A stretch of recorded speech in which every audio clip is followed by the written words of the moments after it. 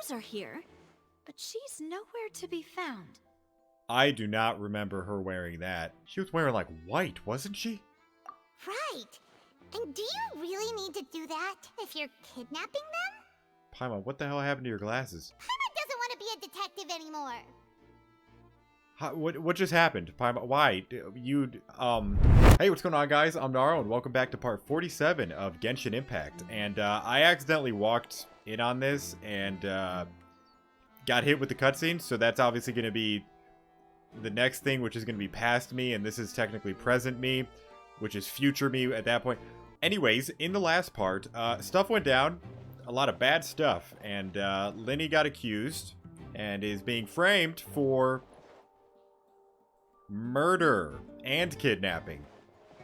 Both really, really, really bad. And so we decided to become detectives and also lawyers, which we are not either. And so we now have to look for clues inside the Opera House. So with that being said, I'm just going to jump to the cutscene now. So yeah, let's get to it. Hey, you! Yes, both of you! Over here! I've been keeping an eye on you for a while now. Ah, this is where you come into play. Okay. Huh? You mean us? I completely forgot you have that fucking mustache, Paimon. That's right. If I'm not mistaken, you're also among those who wish to cut down the thorns and pursue the truth. No? And by the looks of it, you're not from Fontaine. I mean, I don't really care about cutting down thorns, but, the truth, yeah. Well, you're right on the more about that one, but who are you? Actually, I don't know your name. Oh, Have well, you never heard of the Spina di Rosula? I haven't heard a lot of things. At all. From mediating disputes and providing protection to solving conundrums, you name it, Spina di Rosula does it. Is she a detective? Well, I'm assuming she's a well, not a detective agency, but she's like a, what the fuck would you call that? Mercenary corps? And I, Navia, have the honor of being its renowned president. Navia. Oh, she has stars in her eyes. Though those who play by our rules call me boss. I will just call you boss. I'm Silver, her attendant. Pleased to meet you. And I'm Melus. Demoiselle's various daily needs and affairs are under my purview. You also probably have stage 4 lung cancer, my guy. Huh? Boss? Demoiselle? What gives with the names? Yeah, are you gonna say what exactly you are? Well, I am the second generation president. Okay. Melus and the others are still used to my previous title. I don't know why I'm just gonna consider you guys a mercenary corps, like, company, yeah. Because I can't think of, like, what technically you would be considered. My apologies, Demoiselle. Should you prefer, boss, I will endeavor to use that instead. Do you have 2 ship wheels on your... You know what? I'm not gonna question. It's fashion. No need. You don't have to call me boss. Just Navia is fine. I will stick with boss. Okay, if you say so. Not that we're members of Spina di Rosula anyway. All merely trifling details. Never mind. Now, back to the situation at hand. So you want to investigate as well? That's right. I've always kept an eye on the serial disappearance cases. My interest stems from a matter back from my father's time. Ah. Judging from the look of things, I find Lyney an unlikely mastermind. Same. Kind of. I mean, the whole, like I said, whole thing with Red Eyes and that whole trailer, it has me a little, but I'll believe in Lyney. Really? We think so too. That's why we're looking for clues now. But how did you come to that conclusion? Intuition, naturally. My unparalleled intuition. Yeah, that makes sense. Okay. Farina sure was quick to point the finger at Lyney without any decisive evidence whatsoever, wasn't she? Well, that's just Farina. We don't, she just stays in the corner. We just keep her in the corner. But But that's not uncommon for her. If you remember, the Justice had to interrupt her and ask if she was pressing charges just to keep her from getting carried away.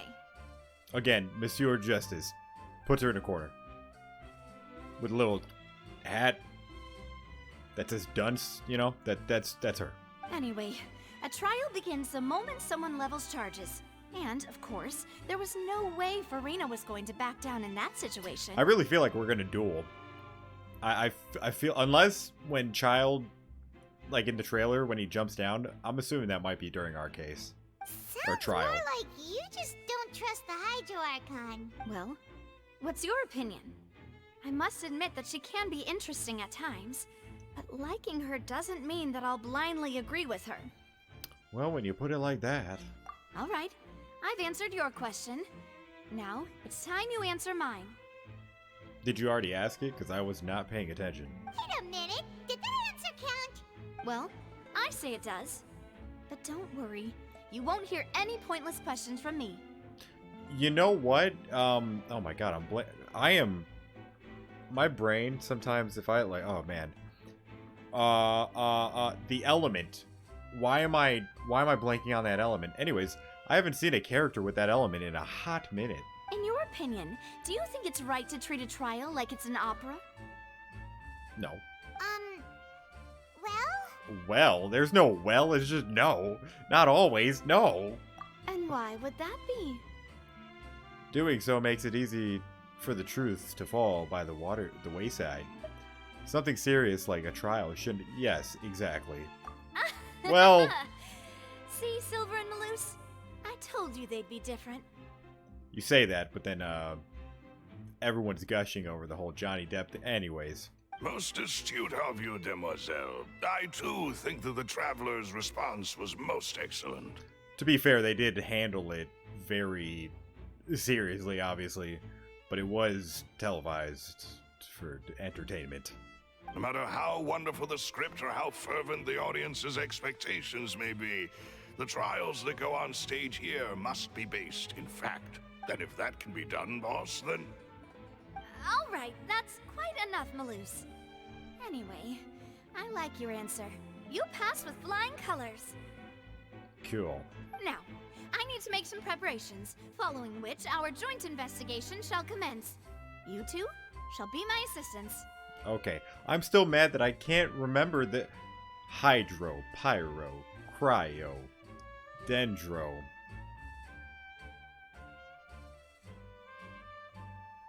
It is just not, like... Wait! Since when did we become assistants? It'll probably, whatever. Oh, well... Geo! I can be the assistant. Oh! Sure. Or your companion, if you like. I'm really not that fussy. I don't care. I got the answer I needed, which is Geo. That's Oh. more like it.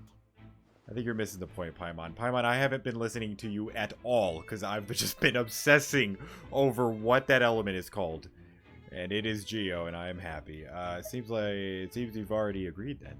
Far be it from me to brag, but I believe that Demoiselle's intuition will be instrumental in uncovering the truth. Sounds good. I need all of it, because we are not actually, like, true investigators. A lot of things. Everything, dude. You wish to save a friend from false accusations, and we wish to unravel the disappearances. In this sense, our goals are aligned. Ooh, I wonder if that's a personal thing or if that's just a company thing. You have a point. Huh. You're quite the talker, aren't you, mister? Why are you looking at me? Is it because of your dumb glasses on your face that you can't tell who's who? There's probably not lenses on there, which makes it even worse in your case. And what about you over there? What do you think? You seem like you've got something on your mind. He has, like, glasses on, and you can't see his eyes. I mean, his eyebrows are twitching, but what the I have nothing to add. Also, how is it sticking to your face? Because they don't even have... You know what? Fashion. It's fashion. Oh, alrighty then. We'll be making some preparations first. Just be sure to let us know if they start revealing Lenny's tricks. Thanks! No problem. Oh, you know what? Is there a character that we could play as that has glasses on? I don't think so. I actually don't think so. Justice for glasses. Look for clues. Oh, hold on. Actually, before I do that, I forgot. I technically accidentally walked into this, so I need to do my intro now. So can I go up here? It looks like I can't, but I'm going to. Oh! Does this do anything for me, or no? I don't know. I'm gonna go over here. We'll start over here, because this is where I ended the video last time. How do I do what now? Examine white line. Yeah, the goofy white line. This is where the magic box was struck. If Kyle were inside the box at the moment, he might have dodged it to fall in the water tank. What else? The broken magic box was left off on the scene after the guards complete. Man, trying to use this voice while reading is really hard. If you don't know why I use the voice, it's because, well, since they don't give her dialogue, I decided to just use this broken voice, and I'm going to keep it. Looking at it now, the water tank must have struck it really hard. That it did. Where am I going? Is that it? Or don't I have to pull a thing out? Hold on. Ah, there we go. I was like, dude, what am I missing right now? I didn't look at my RB. Alright. There's something right here. So this is the rope that broke and caused the water tank to fall. Yeah, I'm assuming someone obviously did this on purpose, and this was not an accident. The rope Oh, is should I have pretty RT'd durable. that? Oh, shit. How can it be burned through so quickly by fireworks? Did I miss it? Oh, dude, I didn't know that. So either Lenny didn't realize this was a safety concern, or... Why are RT! you suddenly so serious, Traveler? I don't know. Fuck. I'm just looking at where the rope snapped. Whoa. Rope! Rope! Alright. Look! This bit is made from different material! Well, hold on. Do I press something? Well, no. Oh, it was just... I'm not gonna read all that. Most of it was burned away, but there's still a little bit of it left. Seems to be flammable. Like a type of flash cotton. Huh. So if a rope meant to hold something was made with that kind of material in it, then that means... It was rigged from the start, or someone was very, very stupid. Wait! Paimon should write all this down. Let's take notes. You do that. Special rope. Done.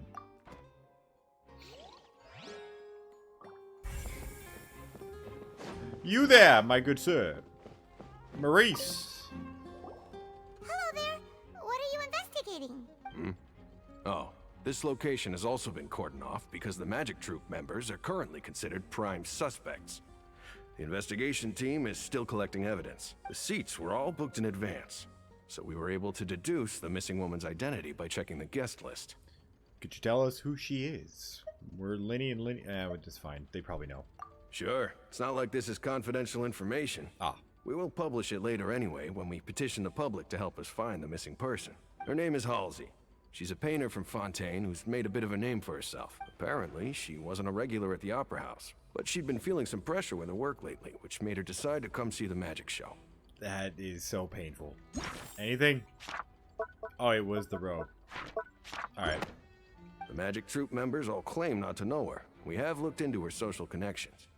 It seems that she has no personal grievances or conflicts of interest with the suspects. Simply put, she wasn't related to the Magic Troop at all, which matches the features of the previous serial disappearances. Were the victims of previous cases also chosen at random? That's how it seems to us, in any case. Apart from the fact that they were all young women of around the same age range, there really weren't any other connections between them. Okay then. Thanks for letting us know all this. I don't need to be so formal.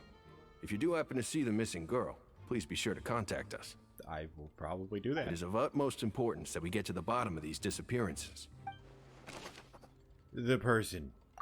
The missing person. Alright. Anything else? Anything else? Anything else? Oh, shit. Dude, there is so much. This entire part is just going to be me investigating. Vaughn. The investigation team has some new findings. Wait, you're Quentin. Turns out there's an issue with the random number selector after all. Ah. See, I told you. What if the machine picked some big guy's seat? You think the murderer would have still made his move then? Sorry to interrupt, but we're helping Linny and Lynette with their side of the investigation. Ooh. What were you saying about the number selector? There's something wrong with it? Okay, that makes sense too, because, yeah. You're trying to help them? That'll be a tall order. Linny used the machine to pick a random member of the audience during his performance, right? The lucky girl that later disappeared. Well, we thought there might be a serious problem with the machine, so we had it taken away for further inspection. It turns out that the seat number it picked wasn't random at all. The machine picks that same number every time. Interesting. That is not a good look for Linny. I'm sure you already know that you have to make a reservation in advance to get a seat, regardless of whether it's a trial or some performance. In other words, Linny knew who would be sitting where from the very beginning. That much checks out. Linny reserved our seats for us too. Wherever they can find that information should be very easy to find, right? Like someone can easily steal that and hack into it and stuff like that? Bet you see why I was saying it'd be tough to make a case for Linny. Thanks, sorry to bother you. Even though it's bad for Linny's case, Paimon had better write it down. Number selector. Yep, it looks like we're gonna have to fight. There was another one, wasn't there? Like over here? Maybe not. Maybe we are good. Oh, there's the, oh yeah. It looked like an ordinary box, but Linny somehow moved it instantly from the stage at the beginning of the sided. How do you do that?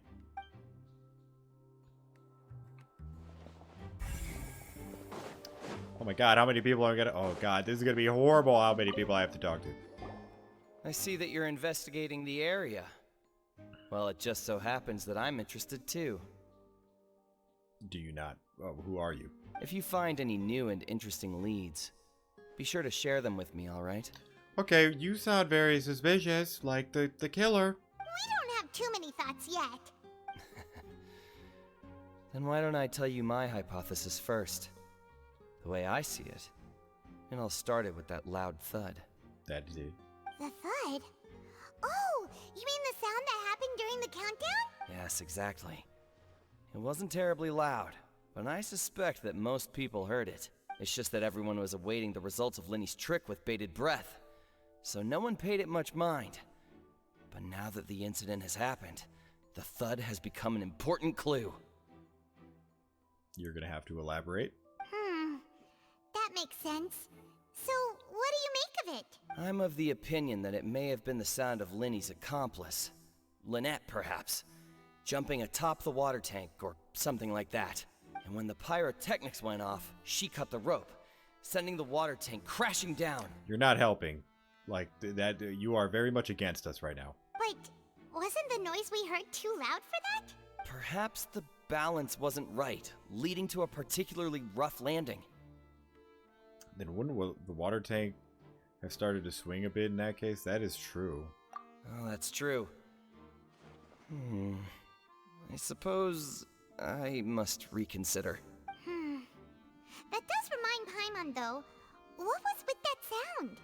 Probably a trick with Linny, maybe? We're gonna have to talk to him.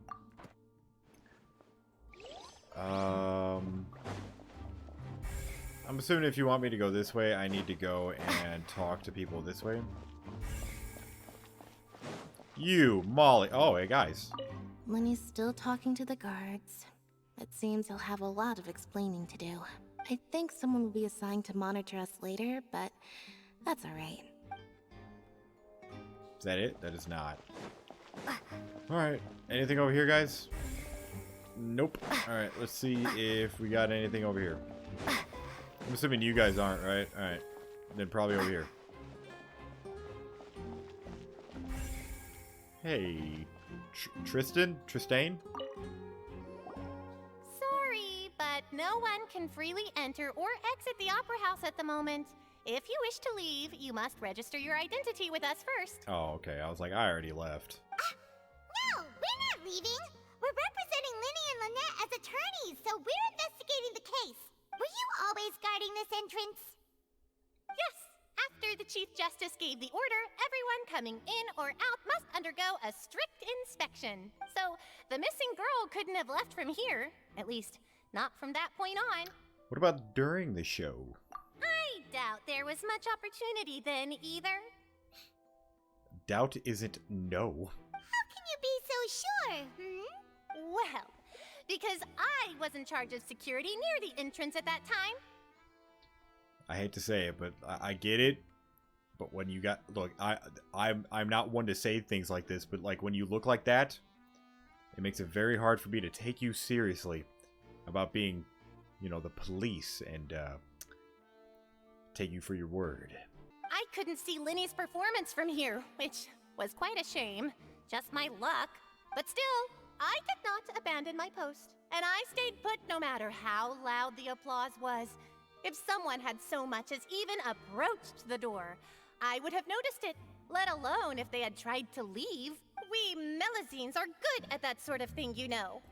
Melazines. I will try to remember that.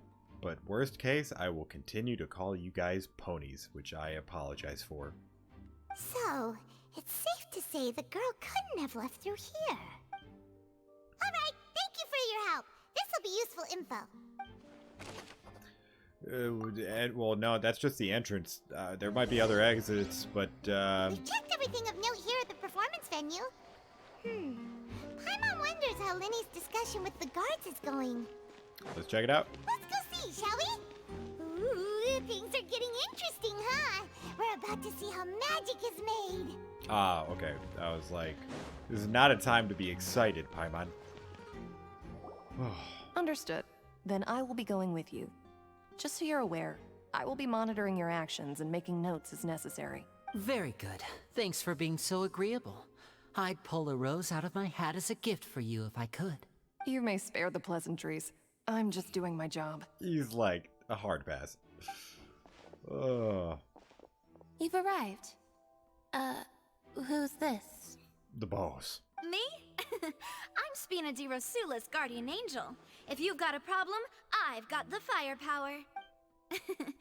Sorry, I got a little carried away there. Call me Navia. I'm a partner of theirs, and will be helping investigate this whole situation. And these are my companions. Would you mind if they join as well?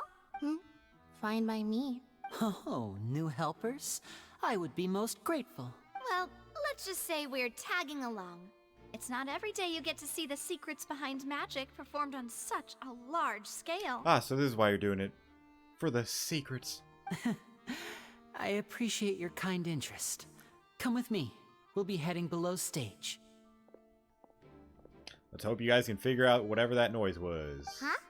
Below stage? Yes, a world of secrets is hidden beneath this magic box, prepared specifically for this switcheroo trick. But before I reveal everything, you should have a look first. Notice anything strange here?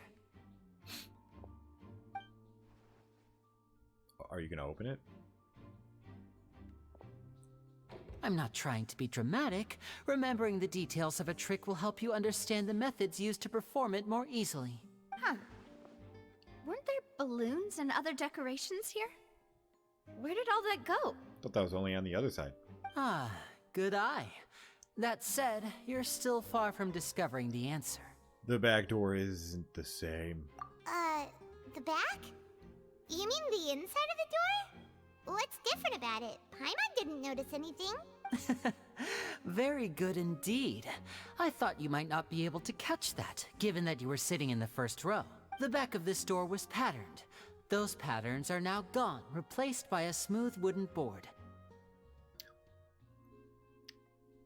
You know, especially being that I have, from when I watched this to now being like a week, Definitely would not have remembered that at all. So, if you put 2 and 2 together, what do you get? Hell, if I did both parts back to back, I still probably wouldn't have. Wait, does that mean there's another box inside this one? Exactly. All right, let's go. I'll tell you how it works as we head down. Oh, so there was a passageway under the magic box! Yeah, how did you guys not, like, how did Linny just walk through this and was like, huh, there's no girl here. This is a problem. As this passage linked the two boxes together.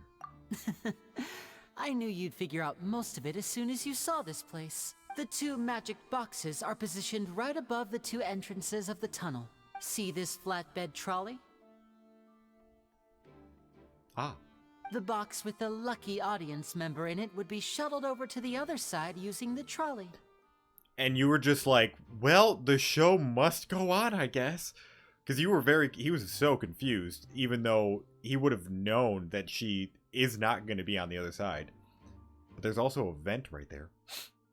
That's a suspicious vent. This trolley can raise and lower and even rotate, ensuring that the box will face in the right direction. I see.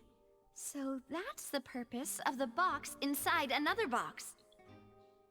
Oh, never mind. You debunked my whole, like, thing immediately. So I thought they would climb down, run, and, you know what I mean, like, high-five each other on, you know, while they're running. Nope, they're just staying in the box, so he would have never known. Okay. Precisely. The inner box would descend after the audience member was put inside and be moved along the trolley, all while the outer box would remain on stage as if nothing had ever changed. So that's how you did it! Once the box was lowered, the trolley would store some energy through this device here, with which it would complete the rest of the steps. The audience member would only be able to feel some slight movements in the dark, and by the time she walked out, she would already be back on stage. Then what about your side of the trick? Right! You were talking that whole time, and you even came out for a moment near the end! Ah, yes. A phonograph operated by Lynette was used to achieve that effect. What now? My assistant and I had already scripted our conversation beforehand.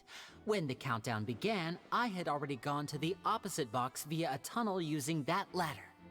Lynette, cross-dressed as you? And what about Lynette? Where was she? I was in the mezzanine space in the back of the box. Oh, interesting! That's how we were able to coordinate Linny's lines with the assistant. And, by the way, I was the one who walked out of the box at the end. I mean, we are twins. All it takes is a change of clothes and no one can tell who's who. And that's my favorite part of this trick. Only Lynette and I can perform it. So that's how it all worked! Wow, every detail you revealed was more amazing than the last! I can tell a lot of thought was put into this, and it was all destroyed right now. Lynette would briefly walk out of the box and then go back in, jumping into the tunnel and escaping before the box on the trolley could finish ascending. And then I walk out of the other box in the audience area, and the trick would be complete. The operative word here being would. But as you saw, Cal was in the box, not our audience member. She, on the other hand, mysteriously vanished. We really don't know how that happened. If not for that interlude, this would have been an astonishing trick. I probably never would have figured out how you pulled it off. And yet, to think that someone was able to use this magic trick to commit a crime. Well, it all has to be down here. Whatever happened has to be down here in terms of, like, them kidnapping her. Could we have a look around? I think we can come up with some more leads. This is the scene of the crime, so Linny and Lynette are not permitted to stay here. I'll escort them back up. Yes, of course. No need to be so strict now. I won't disappear into thin air, you know. Thanks, everyone. We're counting on you. The magic trick. The on-stage magic box structure. The audience side magic box structure. Oh. First thing I'm running for is that fucking vent, and if it's not a thing, I'm pissed. What is this place? Looks like a vent place, Paimon. What? It seems someone could fit through here. Huh. Could this have been the suspect's escape route? I mean, I would assume so. Alone, perhaps. But if they had to pull another person with them, the space would be too narrow. Are they hugging each other while trying to worm in there, dude? No, just one after the other. Grab a rope, drag. I mean, no? But there are no other ways in or out of here. Other than those that go through the magic boxes, and Linny and Lynette's were in the 2 magic boxes. What do you think there's like a big enough magic pouch to just throw a person in there? I feel like it's possible. Yeah. Oh, you're right. Let Paimon write that down. Tunnel vent. Alright, I'm assuming, yeah, we gotta examine everything. The trolleys are crucial. Oh, dude, I need water for this.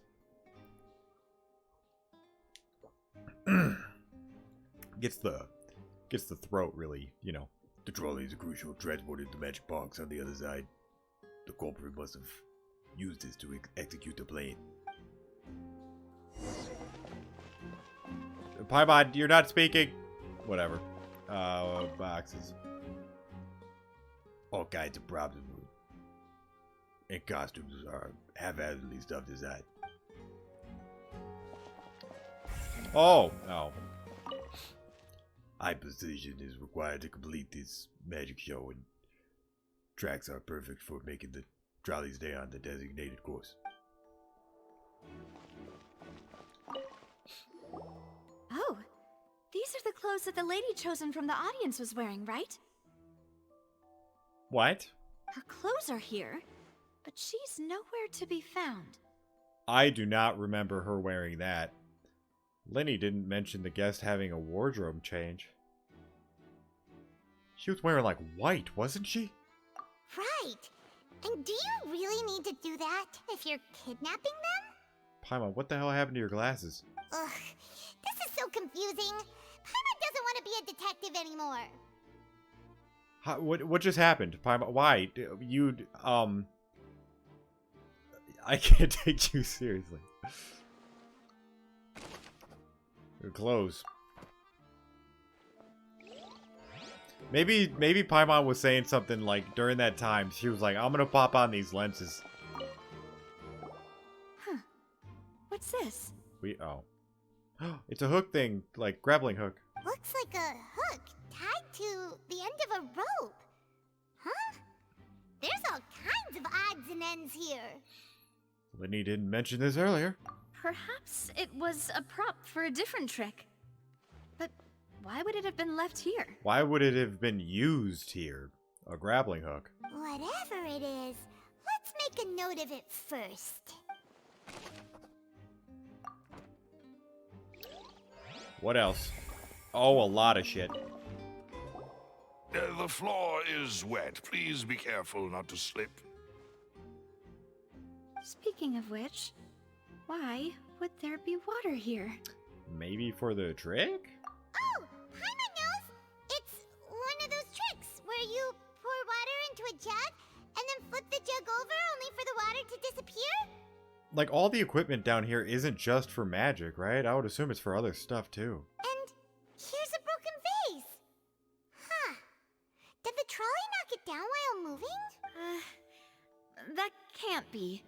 The trolley moves along tracks from start to finish. It couldn't have hit the vase at this distance. Let's note this down too and think about it later. Paimon, what just happened with your whole... Are you just going on and off the lenses, dude? Seems we're just about done investigating down here. Okay. Yes. Let's head back up. I mean, we're not. Should I grab everything? This should be with a control device for the trolley. It seems to be able to operate automatically. That's it. Just go up the ladder. A ladder is required to order the return to the magic box above. No, just come on. Well, we've ascertained the state of the crime scene. Let's find a place to sort out our findings once Malus returns. It seems to me that there are several things that don't add up here. Apologies for the wait, demoiselle. So, what did the guards say? Did the criminal escape through the vent? They believe the odds of that are very low, since the vent leads to the Opera House's basement. We should check that out. The guards have checked the area carefully. No one left through the basement during the performance or after the incident, and no one was found hiding there. So the tunnels become like a secret chamber then. You know, like the kind you usually see in novels. It would seem so. Again, Paimon, what was with that one shot of you with the the swirly lenses, man? The plot thickens. Halsey's disappearance and Cowell's death are both quite inexplicable. No wonder Farina was so confident in her accusation. All the current evidence points toward Linny and Lynette. In other words, the charges are very likely to be upheld unless we make some considerable progress. We'll just do the whole duel thing. Charges and then trial. So if the charges are upheld, they'll announce a sentence? That's right. This is how a trial goes in the Opera House. During the proceedings, the Chief Justice and the Oratrice will hear statements from both sides. The Oratrice will too. That's right. This is how indemnitium is produced. Ah. The statements from both sides, the defenses from attorneys, witness testimonies, and even the audience's emotions will all be projected on the Oratrice. To put it simply, it's as if the Oratrice has its own will. So and weird. is a judge in its own right. This also precludes any kind of favoritism on the part of the Chief Justice. And not that this has ever happened anyway. Fascinating. Once both sides have finished speaking, the Chief Justice will make his final decision. This, too, will be used by the Oratrice as a reference. Then, finally, the Oratrice will be consulted by officials. The result it returns is the will of justice itself. Huh? So that machine is the one that actually decides? Paimon thought Neuvillette called the shots. In practice, there is very little difference. Both have always come to the same judgment. Which is why people have great faith in the Chief Justice. Yes, the guards also asked me to convey that none of us will be allowed to leave this place before the trial. Nice. Huh? Why? How long is it? Because we've chosen to act as the twins' proxies. That makes us persons related to the case. They're concerned that we might be colluding with outside parties, or that we might find outside help to disrupt the case. And even if that were not so, it could prove problematic if we happen to spread key information about the case ahead of time. I'm ready to break out at any time. Relax, man, with no fucking... What is it? Whatever. Whoa! There's no need for that! Paimon thinks they have a point. That said, are they providing food? You know what? It's fair, because I don't know how long we're staying. Of course. I just hope you don't mind the lack of options. I'm afraid that catering to all tastes is not in the cards, nor is any guarantee of balanced nutrition. Now's not the time to be picky. And she's looking directly at Paimon when she says this. In that case, let's just sort out our findings together here. Pity. I was hoping to take you to try some of Fontaine's famous desserts, too. I mean, what better way to properly think through our findings than over some tea and sweets? Yeah. Huh. Breaking out suddenly doesn't seem like such a bad idea after all. Paimon? Just kidding! Paimon will still do her best, even if there are no snacks. What do you mean, no snacks? Of course we'll have snacks. If we cannot buy some, then we'll simply make some. What? Huh? Here? But how? Understood, Demoiselle. Everyone, please come with me. We're really gonna make snacks right now. Wait, you're carrying a portable stove with you? Yes, I must be prepared to meet the Demoiselle's baking needs whenever the fancy strikes her. Okay. I have eggs, sugar, and almonds at the ready. Good work, you two. Then I'll get to it. Please sit tight for a moment. You'll get to taste my awesome snacks soon enough. How did you carry this in? How did you let it... they allow it? These three are quite the interesting group. Must be a Spinadilla Rosula thing. Navia, the boss, makes the goods. And Holy Paimon, Jesus! Smelled good am better now. Paimon can't stop drooling. Do you understand those macaroons are as big as Paimon's face? From the way you had these two guys carrying all that stuff around, Paimon thought you'd have them do more during the baking process. Oh my god, I've never wished for, like, that to be real. Macaroons this, like, size of my hand? Holy shit. But you ended up doing the entire thing by yourself. Beating the egg whites, grinding almonds, everything. I was applauding.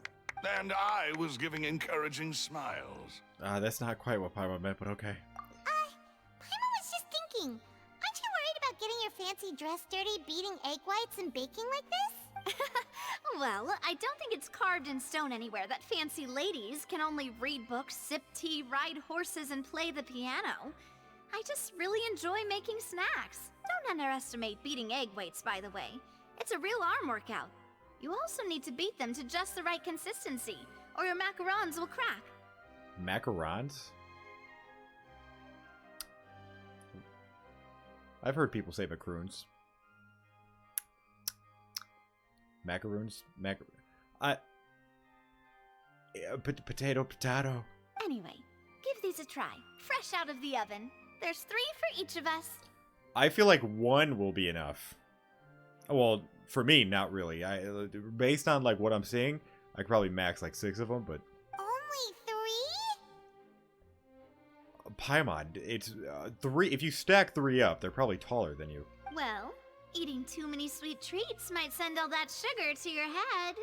You wouldn't be able to think clearly about the case on a sugar rush, would you? Again, 3 of them would cause her to have a sugar overdose. Tea is ready to be served as well. This is Demoiselle's favorite, strong black tea with a floral fragrance that clears the mind and lifts the spirit. I guess the floral, that's why it looks like that, because, you know, I don't even know teas, so I don't even know if black tea could actually have that type of color. Anyways, thank you.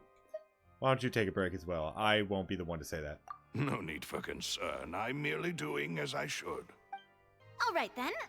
Down to business. As Paimon mentioned previously, the tunnel seems to be something of a secret chamber. However, we can assume that Linny and Lynette were not alone within it. Some criminal also occupied its sealed confines. The magician twins could have committed the crimes, of course, but they lack any logical motive. Well, I have a potential motive that could be fake or maybe not, being a harbinger. Exactly! Why would they do such a thing right when everyone was watching? So apart from the twins, we're left with 2 people.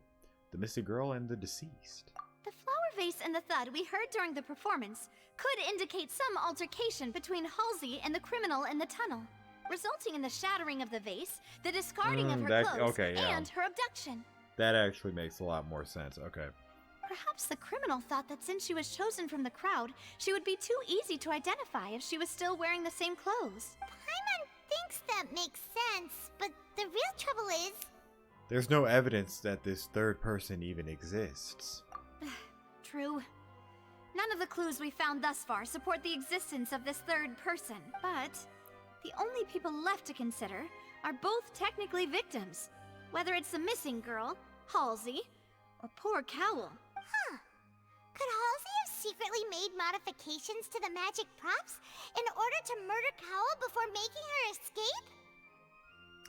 But she had no way of knowing how the magic trick worked. That's right. And even if she had tampered with the setup, she would need to understand the entire trick to pull it off. Nor does she have any motive. The guards said that she has never had any dealings with the magic troop's members. Were we not thorough enough in our search? From the sound of things, this is turning into an impossible case. Your macarons are amazing though, Navia. They smell great! They're nice and crisp and super sweet! They are my specialty after all. And I see you've already had 5 of them. 5? Holy shit. What? 5? Oh, that can't be right. Paimon only counted 3, honest! Dude, everything is bigger than Paimon's face. That is... Jeez, oh my god, dude. It's a bowl. That's not even a cup for you, Paimon. You can't even pick it up with one hand. It's like... I just, you know... Please don't worry about it. At my age, a few less sweets might actually be a good thing. No. Being greedy is one thing, but Paimon knows how to count. Besides, Paimon knows that if she ate too many, then others wouldn't have enough. It's fine. If you ate them, you ate them. Oh, it's fine. Everyone knows how much you love eating. Wait, even you don't believe Paimon? How could you? You really want to bring this up again? 500,000. That's what I thought. If Paimon ate those 2 extra macarons, then may they turn into stone in her stomach! All right, we get it. Well, I suppose one of us might have gotten too engrossed in our chat and eaten them by mistake. No big deal. Malus, set up the stove again if you would. Huh? What are you doing? Making sure everyone gets 3 macarons, of course. Oh, there's really no need to do that. Exactly. We don't want to trouble you. If she really didn't, then like, well, there's no way. Because I'm thinking this might just ultimately be like a clue in the case right now that's these fucking missing macrons or whatever the fuck they're called. But I'm like, everyone was right here. There's no way. As you wish, demoiselle. And I have the egg, sugar, and almonds. You gonna finish your sentence? Well, this really is your hobby, huh? The boss makes the goods again. Well, that's it for snack time. I'm going to have another look around the area. I don't know what we're looking for yet, but we've still got some time. As attorneys, I suggest the 2 of you think the case over again. It would be awkward if you got all tongue-tied on stage during the trial. Alright, thanks for your help, and for the snacks. It was nothing. A small task for the Spina di Rosula. Silver, Malus, it's time to go. I'll be back if I find anything new. Alright. Alright, Oh. it's time to put our heads together. We've got to get our defense ready for the trial. Oh, it's probably gonna be a long and difficult case. There's no point in worrying about that now. We just need to prepare.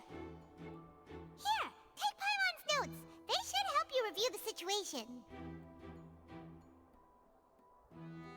Where the fuck are the notes, Paimon? Well, it is time. Oh, wow. I didn't even notice that. No! Well. Anyways, let's start the trial. What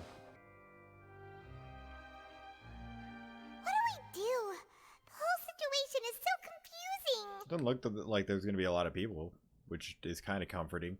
I do have some thoughts, but let's take things step by step. Good plan. Impossible things don't just happen. We'll get to the truth one way or another. Just relax.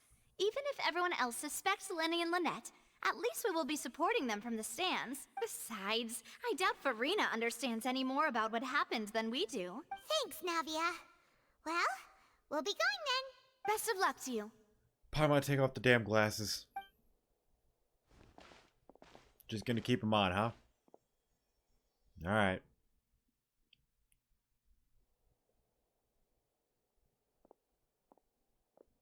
Ah, finally, you're back.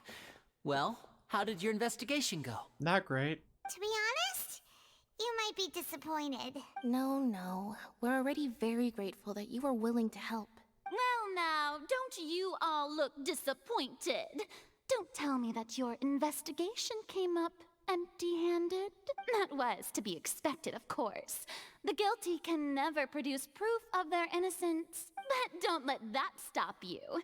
I shall be terribly disappointed should you, my most anticipated foe, concede so easily. Just you wait. We should just go straight into our opening statement should be, I demand a duel. Since both parties are present, I declare that the trial regarding the magic show incident is now in session.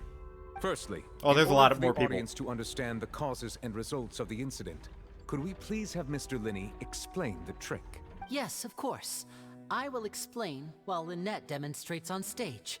All the necessary items have been prepared. Linda clearly reveals the magic to everyone in the Thank audience. you, Mr. Linney. In that case, I take your statement to be that you ran to and remained hidden within the magic box in the audience stands once the trick began, and thus could not have committed the crime. Is this correct? Yes, that's correct, Your Honor. In that case, I call upon the prosecution. Lady Farina, do you wish to refute his statement in any way? Why, of course I do. Allow me to take the first shot and break this case wide open. Mr. Linney is clearly lying. That's hearsay. There is no way you could have been in the box the whole time if you were to abduct Halsey and murder Cowell. That's hearsay. In fact, I'd say you were hardly in that tunnel at all. That is hearsay, I think. I'm pretty sure. That is simply your hypothesis based on the presumption that I'm guilty. Oh, is that so? And if I may ask, what did you hear while you were inside your box? The roaring countdown of the crowd, of course. That's how I kept track of the time and built anticipation for the finale. And you didn't hear anything else at all? Nothing that might leave an impression of any kind? No, nothing. I like it. I like these cuts. But when the count reached 30 seconds or so, there was a thud. One so loud that I believe practically everyone heard it. Huh? Hey, hang on. Something's not right here. How could Lily not know about the sound? Yeah, I'm sure he could have heard a noise that loud from inside the box. I was right by the box and I definitely heard the thud. Look at those scales. Could those mean... They probably represent the whatever, stance on the trial.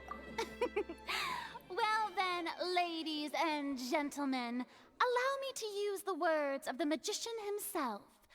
You never know what can happen in the blink of an eye. Indeed, it seems his alibi can also collapse in the blink of an eye. Of course, I have armed myself to do far more than smash your alibi. Confidence cannot go unfounded, and my foundations are rock solid.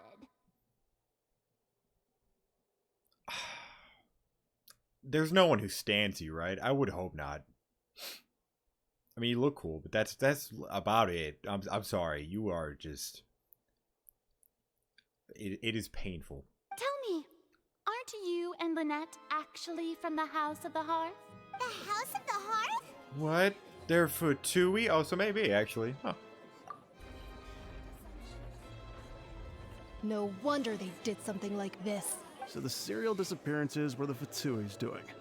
Now it all makes sense. Oh, this could make sense why, why Child steps in. I've got a feeling that what happened on stage probably wasn't just an accident. That's irrelevant. Our identities have nothing to do with what happened. Indeed. Then perhaps you could tell us everything that happened during that 1 minute. Your first priority is to prove yourself innocent after all. I'm sure there is little that needs to be kept secret now. Unless your script already has holes in it. The Outlander is speechless. My, oh my, don't they look flabbergasted? Now comes the infighting and discord, I suppose. This was almost too easy. Good thing I made all those preparations. Seems the all-nighter I pulled last night is really paying off. I hate her, but I love her at the same time. Oh. Hey, Linny, why didn't you tell us this before? Liddy and Lynette are Fatui. Order! The Order! fucking Fatui. Mr. Linney, allow me to re-establish the facts. Lady Farina has raised 2 points. First, when the thud was heard in the Opera House, you were neither in the box nor the tunnel. Second, you and Ms. Lynette are both members of the House of the Hearth. Are these claims true? There's no doubt about a magician's ability to con others. Given how Lydia had concealed his identity, this could have all been set up from beforehand. Plus, Child is here in Fontaine again, along with the other house operatives. There must be some scheme at work here. I've been a victim of such schemes before and now. Please answer my question, Mr. Linney. I'm sorry. Yes, they're true, Your Honor. I knew it! Well, that's it. We might as well move on to the sentencing already. Y'all are great. What should we do now? Permission to speak, Your Honor. Granted. My client has withheld some key information. My defense cannot proceed. Oh, wow. In that case, what is your request? I request a brief adjournment. There are things that must be discussed. Is that really necessary? They're already as good as guilty. The defendant deceived their own attorneys. What is there left to discuss? Order! Order, I say! Your request is reasonable, and we shall adjourn. This trial will reconvene in 1 hour. So you would stick to Mr. Linney's defense even after knowing what you do now? You certainly have more professionalism than I thought. In that case, my dear audience, let's allow the joy of victory to steep for a little while longer.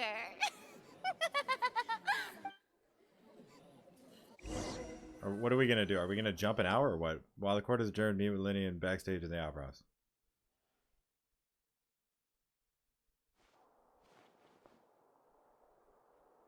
Well, this is awkward. I didn't think the Hydro Archon would dig all that up. I'm sorry, Traveler and Paimon. Yeah, sorry. Paimon doesn't know where to start. We trusted you two. We based our entire reasoning on the assumption that you weren't bad guys. Not to set the wrong tone or anything, but Paimon's really mad! Oh, you don't have the glasses anymore. I'm very sorry. I know you're angry, and reasonably so, but please, let me explain. I know you've clashed with the Fatui several times before. I wouldn't be surprised if just hearing the word is enough to make you upset.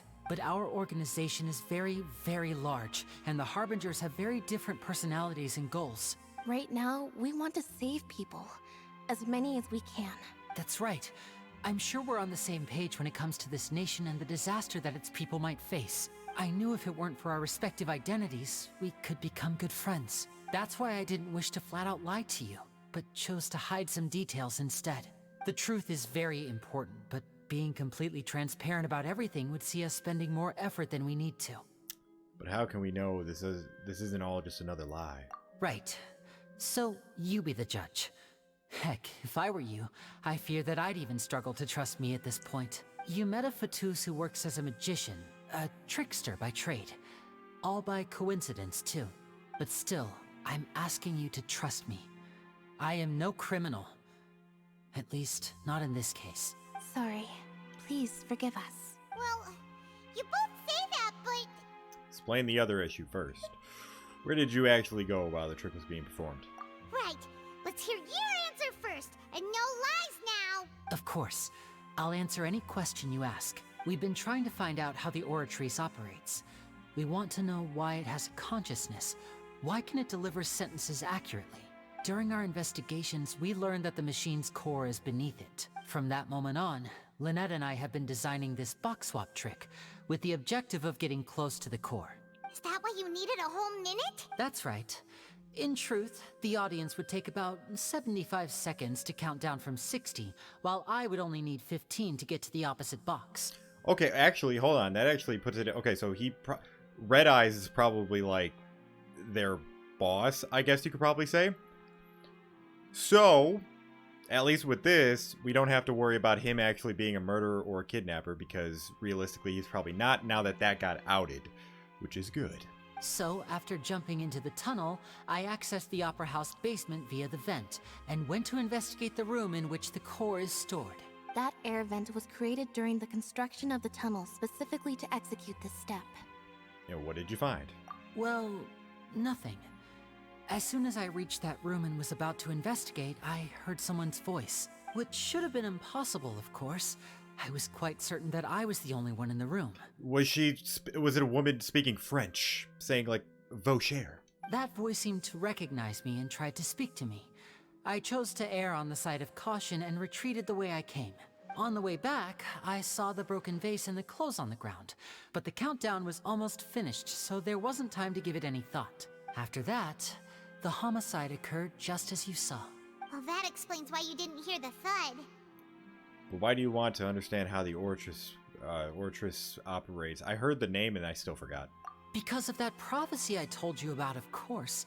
We must know all we can about this nation's secrets in order to deal with that prophesized crisis. Ooh, well, what if it gets it wrong, it happens? And because the Hydra Archon's trying to be all cool, obviously paints him as a murderer, and then it malfunctions because it was technically wrong. Which, I don't know. The way they make this show, I feel like they get a lot of innocent people fucking sentenced as guilty. That's the only way we can save everyone. So, there you have it. The whole truth. I swear, I didn't hide anything from you this time. It was never my wish to proceed under this cloud of mistrust either. But, like I said earlier, you can be the judge. If you want to leave because you don't trust the Fatui, there's nothing I can do to stop you. Well, Traveler, you decide. Paimon will follow your lead however you choose. I believe in the facts. I will defend you in these charges. I believe that judgment will be dispensed as soon as it should. Okay, thank you. Thanks for giving us a chance. The current problem is that the scales are tipped pretty badly against you two. If we want to refute the Hydra Archon's accusations, we're gonna need a seriously watertight defense. Actually, we already have the key to evidence we need, which I don't know. The adjournment's almost over. Let's get back. Oh, Paimon thinks she gets what you mean. I do not. Linny's statement. The voice of Orig's Core Jaber. Maybe she's just gonna throw Linny under the bus because technically that will cause him to be innocent. The brief adjournment ends and the nail-biting trial recontinues. Both parties have returned to their positions. Let us continue the trial. When last we left off, Mr. Linny acknowledged the new evidence presented by Lady Farina as fact. Therefore, Lady Farina may continue stating her reconstruction of the events. Ugh, that took long enough. Now then, if everyone would lend me their attention at this stage, let's revisit that scene from Linny's perspective. What is with this stuff? Oh my... Okay. Based on the opposition's account... Use evidence included obtained during the investigation to refute any... Oh my god. And replace them with new... Oh, dear lord. Use your... Yeah, I can see what we're going to be trying to do. Yes. Oh, what the hell is this? As the countdown began, he entered the tunnel. Okay. When the flatbed trolley passed, he opened the box and got into an altercation with Halsey, which caused the loud thud. He did not realize that this sound could be heard by everyone in the opera house, which is why he claimed earlier that he could not hear the sound. Finally, he used the vase to knock her out, before making her change clothes. A whole ass to vase? Others from recognizing her. That's like, out of everything he could have knocked her out with. You're gonna use a 3-4 foot vase that is gonna break 100... Okay. At this time, Cowell arrived in the tunnel, having heard that strange noise, and caught Linny red-handed. So Linny proceeded to knock him out too before stuffing him into that box. Afterward, Linny passed the unconscious Halsey to his accomplice through the magic box in the audience stands, before operating the devices such that Cowell's death would be ruled an accident. And there you have it. That's the truth behind what happened. Does the defendant's side have any objections to Lady Farina's description of the events? Yeah, pretty much everything. The key to refuting Lady Farina is the order of events. What Linny experienced and what he saw. Okay. So, identify loopholes. Okay. So, Liddy enters the tunnel. So... Okay. Alright. So, should we just use his... Did not witness the crime taking place, did not hear the thud. See, like, that's what I'm saying. Tell the truth of what he was really doing. The voice... The chamber of the house... I mean, I don't know how many you can use at once. Lenny must have been very confused when he saw them. That doesn't matter. Wait, was there another one? No. Well, let's just refute it. Oh, okay. Seems this won't produce a particularly effective rebuttal. What, the dress? During the switching performance, there was an audible thump. I mean, I guess we're just gonna go through each one. Seems this... Yeah. I don't care. We'll just... Okay. Huh. Oh, I can just go into different ones. Okay. Oh, so there's not... Okay, some of them aren't gonna have things. According to Cool. Lenny, he left via the vent after entering the tunnel. He couldn't have had that altercation with Halsey. Okay, and then knocking it with the vase. Okay. Cool. Lenny went to the room that contains the Oh, we're Oratrice's doing it in core. the... Okay. This is the actual truth. Okay. I see what we're doing now. Okay. Lenny did not take part in the underground altercation. He only witnessed traces of the aftermath. Attention! Ace Detective Paimon has something to say! When the countdown started, Lenny did indeed go into the tunnel. But he immediately used a vent to access the Opera House basement, which is where the underground core of the Oratrice is stored. Once he reached that area, he heard a voice in what should have been an empty room. Since he felt something was amiss, he returned immediately. The crime scene had already developed by the time he reached the tunnel again, and in order to complete the magic trick, he did not remain there for any length of time. Finally, he reached the surface, and that was when the accident happened from his point of view. Therefore, he's innocent. Alright. That surprisingly moved it? Okay, I guess.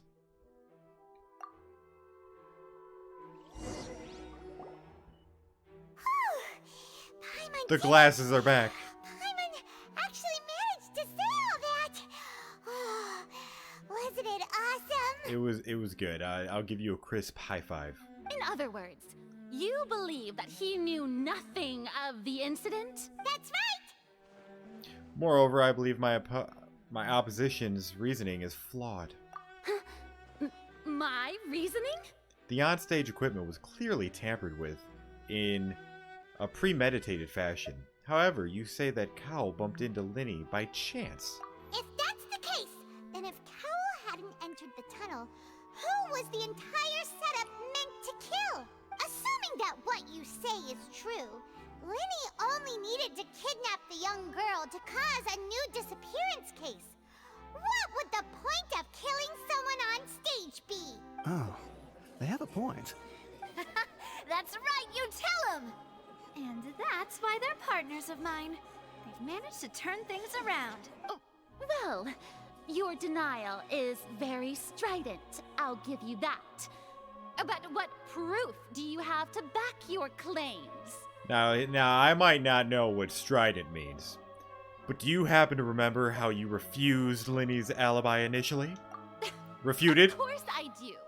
If he had been in the magic box the whole time, how could he have not heard that sound? Why do you ask? You're saying that he wasn't? Exactly. Your claim has now become my weapon. Your claim has also become... No, my weapon. I have more ammunition. Let's get it. Alright. No, let's just... Okay, it's fine. No. Back out. How do I leave? Or do I use something? What do I use? Return. B. Okay, cool. Hello? Oh. Are you sure we don't need to give this more thought? I don't know. Paimon thinks there's something off here. Oh, what the hell? Okay. Oh. Strange sound. Just use them until she says something. That's right! There we go. Lenny wasn't in the box or in the tunnel. That's why he didn't hear anything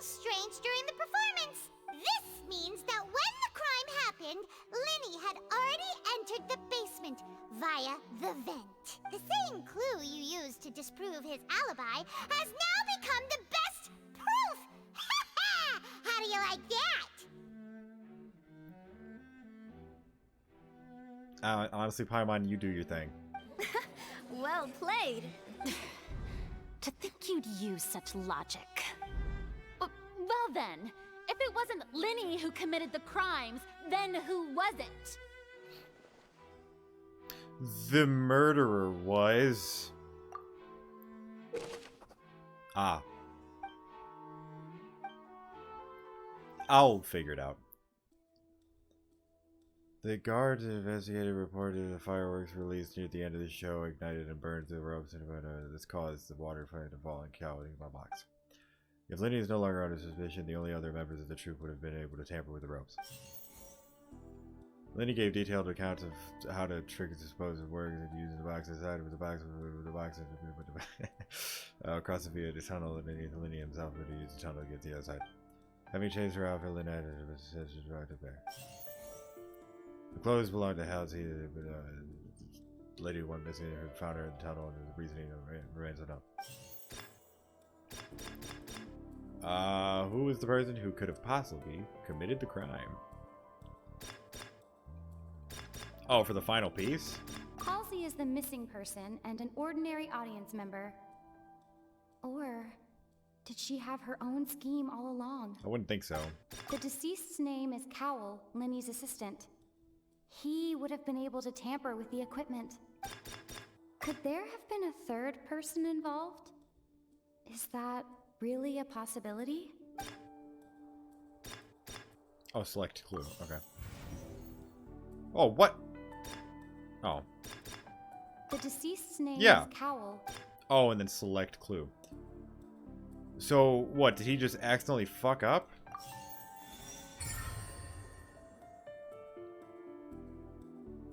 So, he messed up or what? Huh? That can't be right. Are you serious? The killer was, in fact, Cowell, the deceased! Oh, is that so? How interesting! Let's hear your reasoning then. What I must do next is recreate the truth. What Cowell did, and how he went from would-be perpetrator to victim. Okay. No one entered or left the opera house through its entrances. So, where would the criminal have wanted to take Halsey? I'm liking that you're speaking. This is awesome.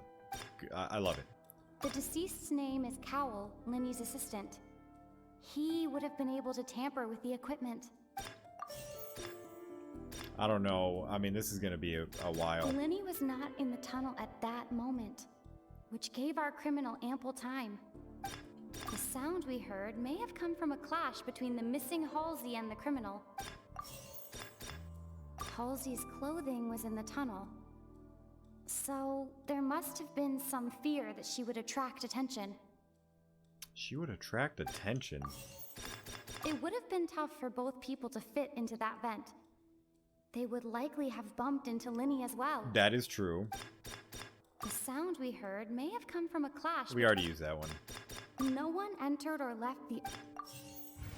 Yeah, I didn't think so. Oh, but one is. Okay, cool. I mean, let's just fucking... Linny was not in the tunnel. Let's get Linny. Let's get some Cowell. Let's get that dress. Halsey's clothing was a... Oh, just one.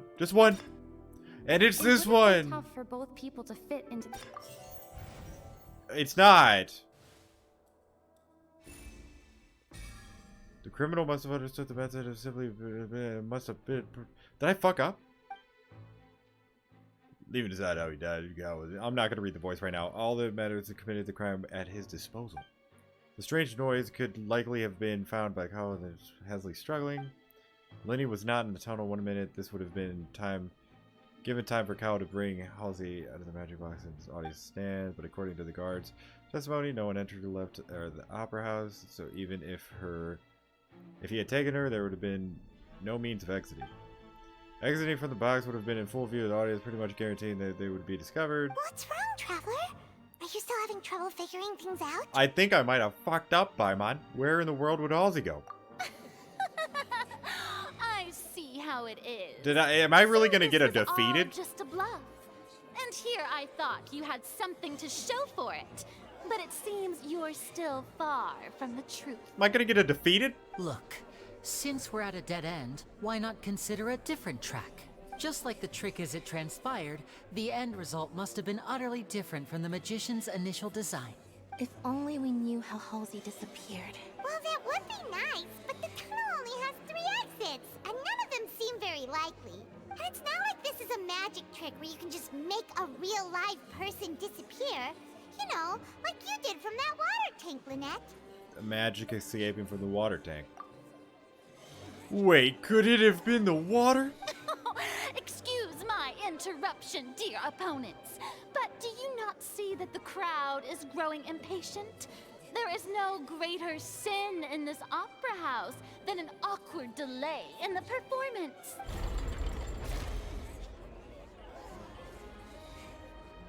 If the defense is unable to make further effective arguments, we will move on to the next stage of the trial. Stop. Hold on a second. Lenny was not in the tunnel at that moment, which gave our criminal ample time. The sound we heard may have come from Yeah. the deceased's name Okay. is Cowell. Oh, it was the water. The vase was not broken by chance. It was used to cover important evidence. The water. That did it. Okay, so we were meant to fail. I think, actually, because I don't think the water was there. Paimon gets it!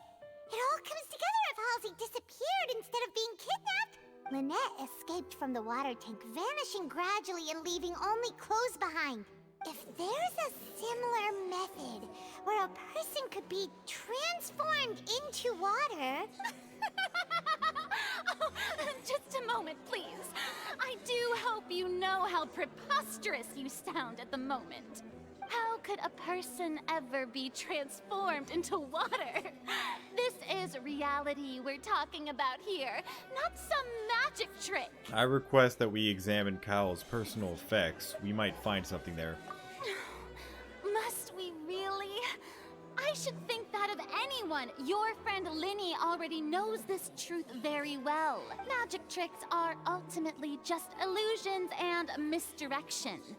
But Halsey's disappearance is very real. We're talking about 2 completely different things. Even so, I trust the Traveler's judgment. The truth must be out there somewhere. Perhaps some new line of reasoning may open if we try to gather all the focal points that don't make sense. Since Cal was the deceased, we haven't placed much attention on him.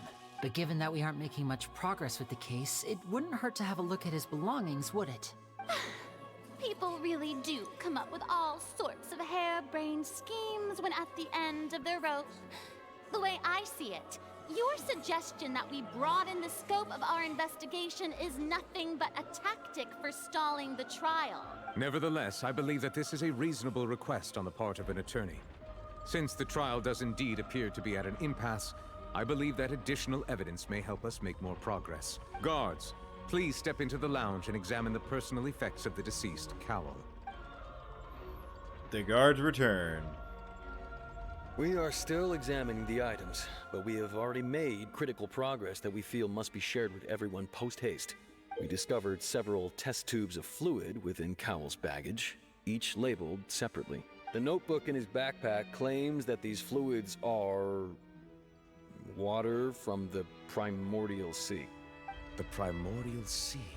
The note's contents also indicate that Cowell belonged to an organization that sells illegal drugs and that he had an accomplice. The notebook has many entries concerning safe usage of these fluids, in which the keyword dissolve appears many times. One of these tubes was labeled Opera Epiclese, along with yesterday's date. It is empty. The notes also state that these dissolution properties work exclusively on people from Fontaine. It's likely that Halsey was chosen as some sort of test subject. As such, we believe that the defense's hypothesis is, in fact, supported by sufficient evidence. You gotta be kidding! People dissolving into water? Could something so ridiculous actually be true? Ma'am, there are gods. There is a floating thing next to me that twinkles. Wait a moment. This reminds me of a certain prophecy, but it's just a coincidence, isn't it? Huh. If people can become water, does that mean that the water tank's real use was as a means to hide water stains? And if Cowl was targeting that girl... Wait just a minute. Could that mean... You two, with me, quick! Demoiselle, wait! What about your partners? Let's go. Just trust me. Order! Order! It is undeniable that further examination of the deceased's personal effects has yielded some surprising results, but we cannot yet verify the veracity of these clues. Still, let us assume that these clues are indeed authentic, albeit with the understanding that Ms. Halsey has yet to be found. Guards, please continue examining the items along these lines. Mr. Linney, it appears your hypothesis is supported by the evidence, so please continue speaking. Of course. Thank you, Your Honor. If we uphold this hypothesis, I believe that many of this case's seemingly unrelated clues can be connected together. Right! Like the metal hook! That one didn't make sense at all. Let's think about this. Cowell's methods must have something to do with that water from the primordial sea. The prophecy. Is there one that says the prophecy? The magic box on stage. No. I remember there was something No. else. The water from the primordial I mean, sea. it's definitely this. The deceased's name is Sure. If it's dissolved, it might be the that rope. strung the water- Instead of fire. This might be it. Oh, he might have used this to get up there? Now it seems like the hook rope was not meant. Feck. None of them? Lynette was in the magic box on stage. Sure. The water from the primordial. I'm just gonna keep mixing and matching, I baby. remember there was something. Cool. And then the rope. rope that strung the water. How many? None of them. Is this you giving me the answer? The deceased's name is Cowell. The rope that strung the water tank up. Now it seems like the hook rope was. I mean, that... The water from the primordial sea. And then what? Lynette was in the magic box on stage the entire time. I remember there was something else. It's gotta be this. Ah! Ahem! It's Ace Detective Paimon's time to shine again! That's fine. In the original plan, Cowell would tamper with the water tank rope and the number selector securing his target. When the magic box containing Halsey was lowered, the metal hook would retract gradually and pierce the balloon at the top of the box. When the balloon attached to the box popped, the water from the primordial seed inside it would pour down and dissolve Halsey. That is actually quite a good theory. Afterward, Cowell would enter the tunnel and break the flower vase to conceal the water inside the tunnel, with the remaining evidence being covered up by the water tank on stage. But he encountered something unexpected in the tunnel and wound up being fatally hit by the same water tank he meant to use to cover his tracks. Huh. That does make sense. That actually links together a lot of the more confusing pieces of evidence. Are people applauding Paimon? What is this? Oh dear, what do I do? Even I think they sound convincing now. Have I falsely accused an innocent person? What a humiliation. Now, it seems like the only point of contention remaining is the exact circumstances that led to Cal's death. Okay, now, the fact that she said that makes me kind of worried that this was Lenny. But he's being forced, probably by, like, Red Eye or something like that, to, like, they're, like, forcing, like, his family, I don't know, like, threatening his family or whatever, and they have to get the women over to whatever for whatever. His notes mentioned he had an accomplice who could be related to the situation. On that note, the guards have just contacted me indicating that they uncovered new evidence. I shall now invite him on stage to share it with us. Thank you, Your Honor. We were just inspecting the luggage of the other people involved in this case, and we found an identical sample of the water from the primordial sea among Linny's personal effects. Whoa. What? That can't be. Oh, I see. Well, maybe not then. Well, how wonderfully comedic to have your own counterattack only to come back and wound you. Well, yeah, doesn't that make it obvious that if we were so confident about it? Does this not clear all doubt?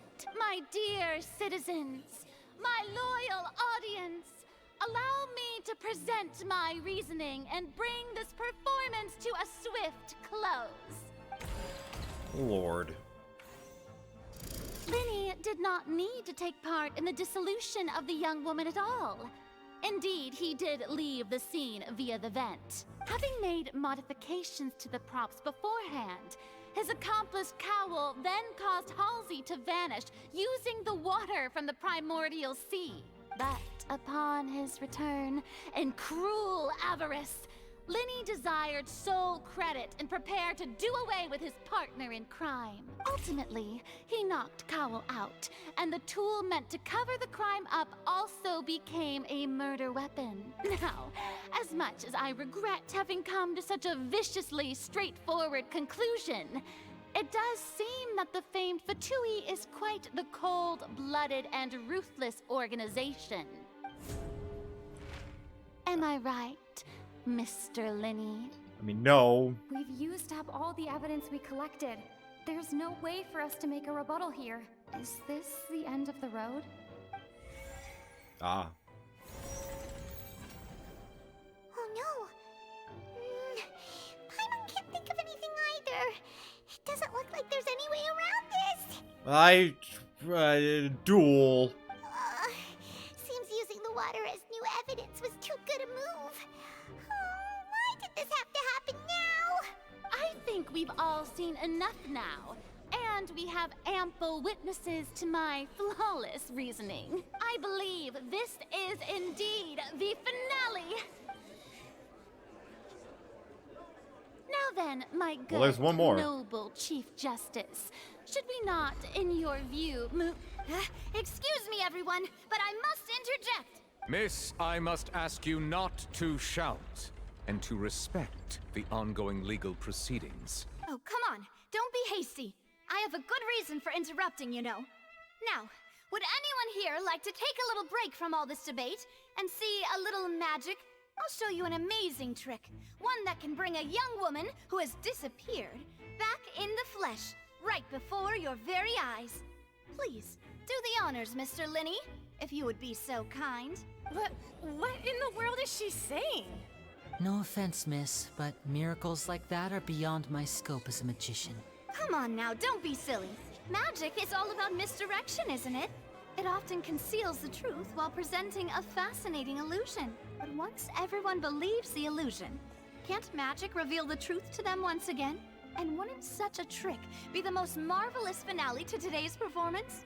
Come on, Linny and Lynette. Give it another go. Don't worry.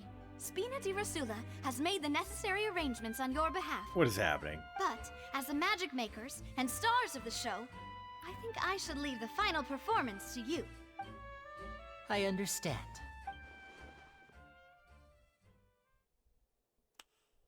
And voila.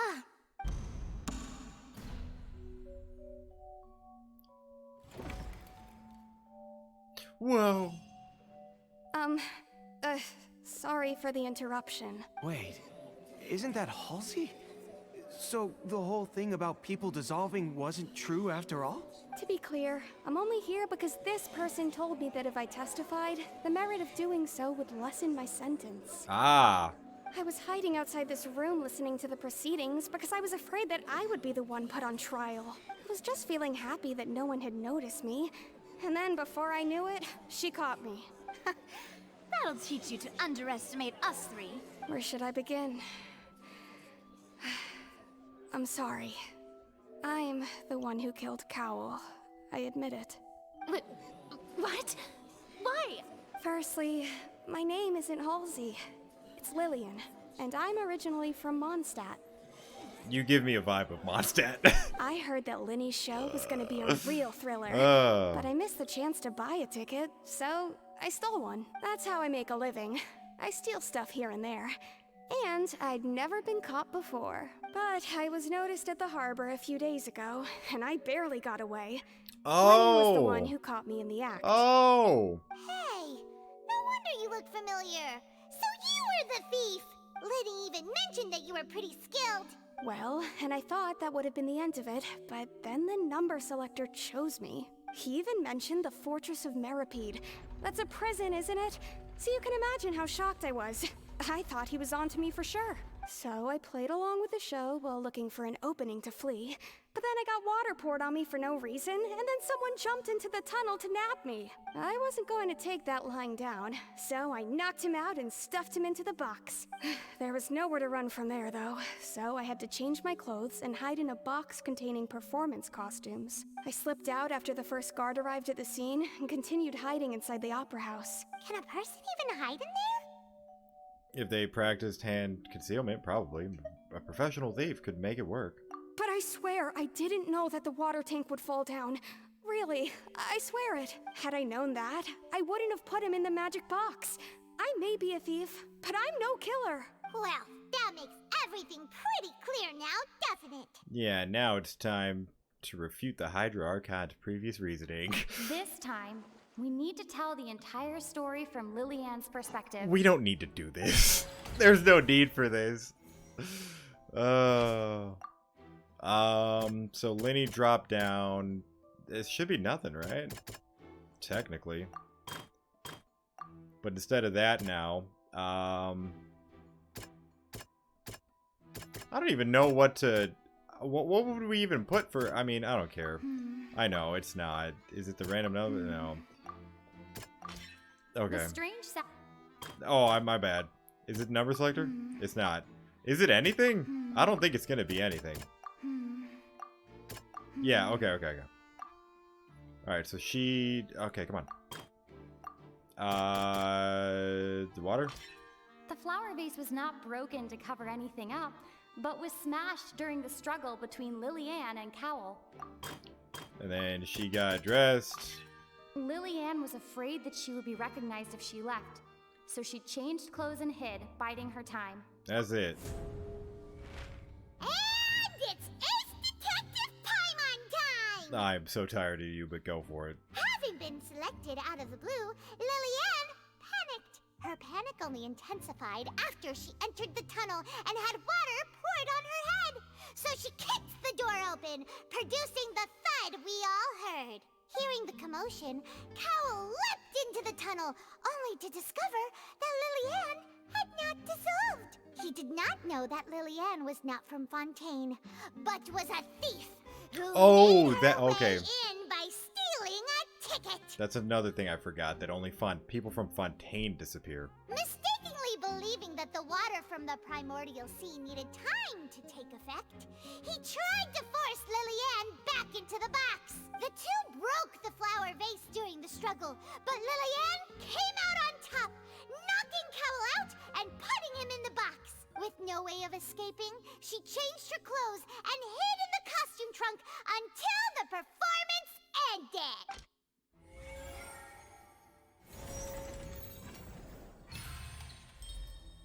Hey, we should have that go the opposite way because we kicked ass. She knew that she would have to go through guard inspection if she tried to leave afterward. So, she has been trapped in the opera house these last 2 days. She had already become desperately hungry by the time we were chatting over macarons. So, she swiped 2 of them right under our noses. Talk about a sneaky thief. I fucking knew it. How do you guys let 2 fat-ass macaroons just... At this point, all the events that happened in the tunnel have now come to light.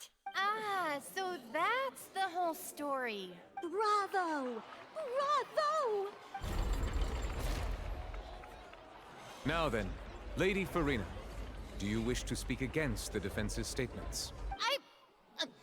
Please answer the question, Lady Farina. Also, if I may add, the trial has not yet ended. As such, I request that the prosecution not leave the room before the proceedings have concluded. What? Are you reading my mind now? No, I have no further arguments. I admit defeat. But really, could you at least have left me with some dignity? No, you just accused an innocent person. Wow. Look at that. She's like a deflated balloon now. If there are no objections, then as the Chief Justice of Fontaine, I shall once again repeat the full sequence of events. The actual perpetrator of the serial disappearances, Cowell, selected his next victim from the audience reservation list. How'd you get down so quick? With some modifications to the selector, he could ensure that the pre-selected young woman would be chosen. To cover up any evidence while committing the deed, Cowell thought of allowing the water tank to fall, which would conceal the water left behind after the young woman was dissolved. He also tampered with the rope suspending the water tank, using the fireworks at the end of the performance to cause the tank to drop and hide the watermarks. He poured the water from the primordial sea into a balloon during the preparation of the magic box and stuck it to the box's lid. Finally, he passed the prepared hook on a rope through the gap in the magic box's door when bringing the young woman to said box. When the magic trick officially began, the box containing the woman was lowered into the tunnel, tightening the hook rope, and if all had gone to plan, the young woman would be dissolved at this time. However, Lillian was not from Fontaine, and thus fled the box with a loud noise. Realizing that there was trouble, Cowell entered the tunnel and met Lillian. Thinking that the waters had not yet taken effect, he decided to proceed. However, his opponent was more capable than he thought, and he was overcome, knocked unconscious, and placed into the magic box, and thus became his own final victim. Lillian, according to her own statements, then changed clothes and hid until the performance ended, before hiding in other parts of the opera house. As for Linny, he was in the underground structures within the opera house, and was thus ignorant of these happenings. From this reconstruction of events, we can conclude that Linny, the accused, is in fact innocent. While there is much in Linny and Lillian's conduct that should still be investigated separately, this case, at least, can be handed over to the Oratrice to make the final decision. Oh, some Star Rail shit?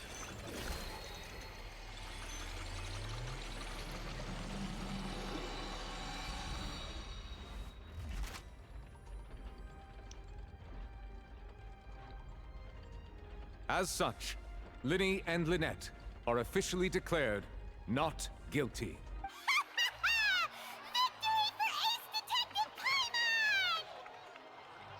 Yeah, I mean, go okay, yeah. I mean, go for it. Great work, partners. Thank you all. Thank you so much. Let's not celebrate just yet. Next, I think we deserve an explanation, Guard Vaughn. Oh, is Vaughn the, accomplice? How did you find the water from the primordial sea in Linny's baggage? Right! Your discovery caused me to make a serious mistake, you know. Or was that not a discovery, but false evidence that you dare to bring before this court? You know what? Let's just let her have this. I suspect that the accomplice mentioned in Cowell's notes was not Linny, but you, yes? I'm sure you know what you must do to lessen your sentence. Speak quickly! Unless you want to earn yourself a one-way ticket to Coupon Town. I was just following orders. We were supposed to place blame for the serial disappearances onto Linny, and thus cause suspicion to fall on the Fatui. The higher-ups said this was the best opportunity to do so. And now that your plan has fallen through, and the secrets of the water have been revealed, you have become a liability to said higher-ups, yes? Therefore, you would be wise to tell everything you know, and seek the protection of the guards. Yes, I'll tell you everything I know. Something's about to happen. Our boss discovered that the water can cause people to dissolve. It can also be made into a potion, which when extremely diluted, can cause people to experience unforgettable exhilaration. We've been in this business for a while now, and have made decent more off it. The disappearances were also the boss's idea, I mean, this is the boss we're talking about. The...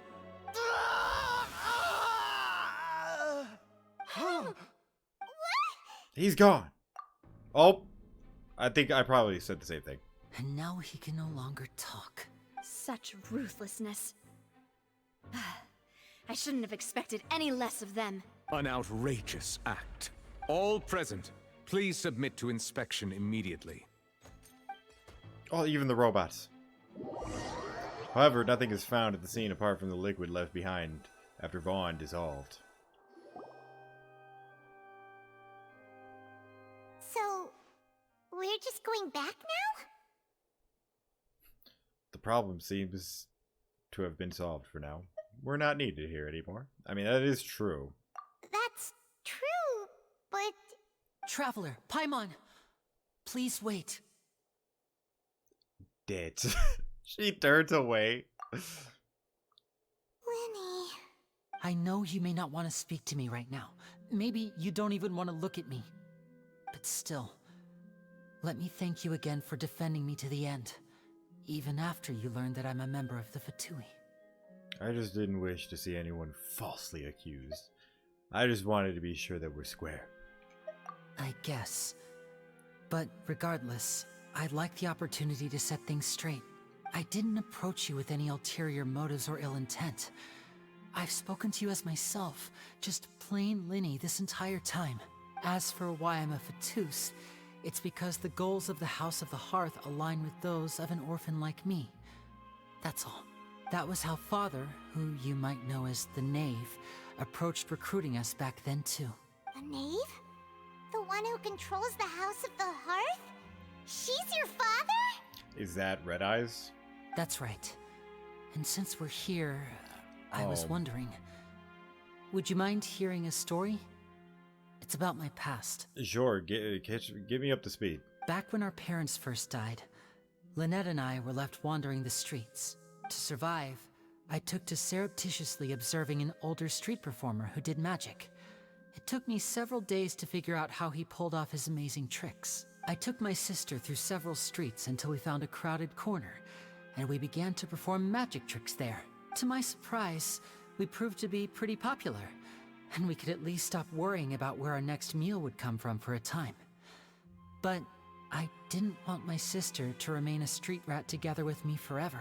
Before long, an aristocrat came to me and claimed that he wished to take us in after watching my performances. So you went from orphans to nobility just like that? That was how we felt at first too.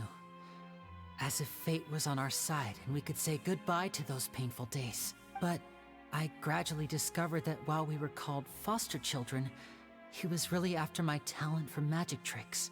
He would constantly take me to all sorts of banquets to garner attention, which he would then use to expand his social circles. That doesn't seem too bad either. Better than roaming the streets at any rate. It took a while for me to realize just how dark his heart really was. After one particular performance at a banquet, I discovered that Lynette was not on the same return vehicle as me. I waited a long time after we returned home, but she did not come back. I went to that noble's bedroom and asked him about her whereabouts.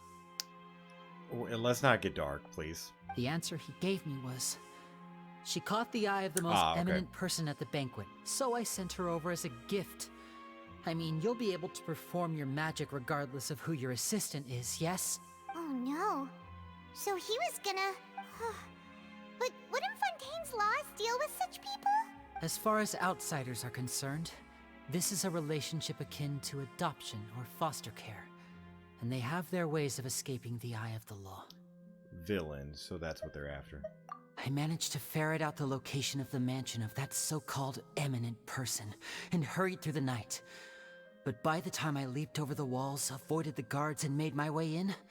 Okay, it was still horrible, because I thought the eminent person was gonna be, Red Eyes. All I saw was the moonlit ground covered in blood, and the knave standing there in the darkness. Is it because the knave killed the eminent person, or she was the eminent person? So, she'd already taken care of that guy. Got it. That's right. She had rescued my sister before she could come to any harm, and had even discovered several girls hidden in a basement, all of them orphans. Father, I mean, the knave, might have seen something in me, and so she made me an offer. The House of the Hearth welcomes you, for your interests align with ours. Here, none will ever betray you. Indeed, betrayal shall never be permitted here. I was hesitant to trust her. I mean, I had just been betrayed by nobles, but she was also quick to destroy the noble who had taken us in at first, giving us back our freedom. Oh, so that's how the two of you joined the House of the Hearth. That's all in the past now, though. The knave is after the Gnosis, isn't she? She has her own plans. She has gained permission from the Tsaritsa to first use the Gnosis' power when she obtains it. She plans to use it to find a way to break the prophecy and save Fontaine. So, she believes in that prophecy too? That's right. The whole House of the Hearth is currently working to combat that crisis. Today's case has also proven that people from Fontaine can indeed dissolve into some sort of water, thus further supporting the prophecy. All of us house members here, Lady Arlecchino herself included, are from Fontaine. We won't give up on defending our homeland. To us orphans, the only connection we have left to this world, apart from our family, is our homeland. So, from small deeds like distributing magic pockets to huge schemes like stealing a Gnosis, everything is aimed at dealing with that prophecy. I'm sorry, but I still can't completely trust you. It's all right. I understand. The only thing I can do is relate all this to you. I just hope you can understand that even as a member of the House, I have never stopped making my own decisions, and that I believe what I'm doing is right. If you should need anything at all in the future, feel free to find me. I will do my best to help you, as plain Linny. I understand. Goodbye. Bye, Linny! Well, that was quite a lot. Well, I'll leave the Opera House in the next part. Anyways, but yeah, that is going to go ahead and do it for this video. I hope you guys enjoyed it. If you did, make sure to like and sub to the channel, and I'll see you in the next one.